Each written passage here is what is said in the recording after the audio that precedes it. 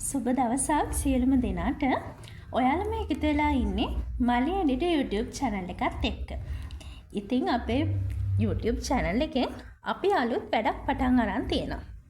ඔයාලම බලන්නකෝ ඉතින් ඒක කොහොමද කියලා. අනිවාර්යෙන් කමෙන්ට් එකක් දාන්න. ඒ වගේම මම මතක් කරනවා අපේ YouTube channel එක subscribe කරලා bell icon එකත් all දාලා තියාගන්න කියලා. හරි. වැඩි කතා බහක් නැතුව අපි යමු අපේ වීඩියෝ එකට. නොසන්සුන් අමුත්තා. මහනුවර හන්තාන කඳුවැටිය පාමුල පිහිටි පැරණි බංගලාවට නිමල් පැමිණියේ මීට දින කිහිපයකට පෙරයි. ලේඛකයෙකු වූ ඔහුට අවශ්‍ය වූයේ පොතක් ලිවීම සඳහා නිස්කලංක පරිසරයක්. නමුත් එදින රාත්‍රිය සාමාන්‍ය රාත්‍රියක් නොවිය. රාත්‍රී 12 පසු වී තිබුණි. පිටත ධාරානිපාත වර්ෂාවත් ගොරවන හඬත් ඇහුණු විට මුළු බංගලාවම මලානික නිහඬතාවයකට ගිලී තිබුණි.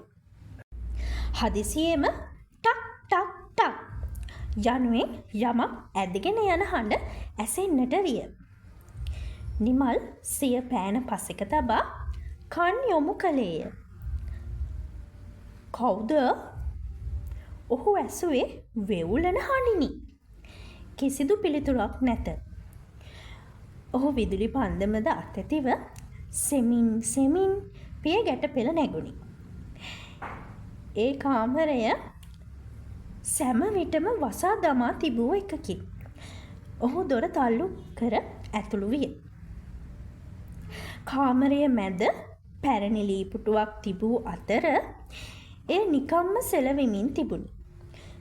හදිසියේම කාමරයේ උෂ්ණත්වය වේගයෙන් පහළ බැස ගිය අතර නිමල්ට තම මුවින් පිටවන හුමාලය පවා පෙනෙන්නට විය. ඔහු පන්දම පුටුව දෙසට යොමු කළේය.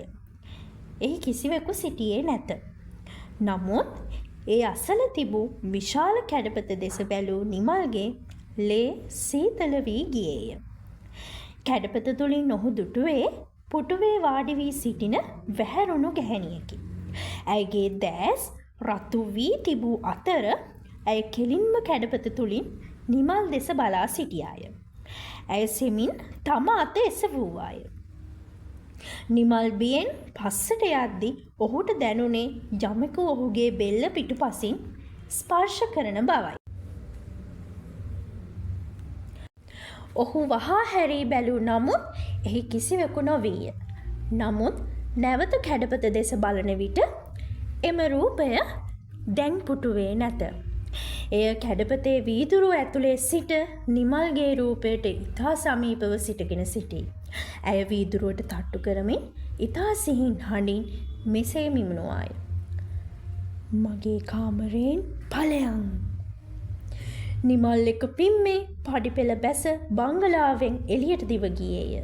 පසුදා උදෑසන ගම්වැසියන් පවසන පරිදි මීට වසර ගණනාවකට පෙර එම බංගලාවේ හිමිකාරිය මියගොස් තිබුණේ එම කාමරය තුලම හුදකලාව සිටියදීය.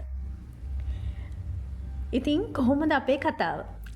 ඒ කතාව ගැන අදහස ඔයාලට කමෙන්ට් සෙක්ෂන් එකේ දාන්න පුළුවන්. එහෙනම් අපි අදට ගිහින් එන්නම්. සුබ දවසක් සියලුම දෙනාට.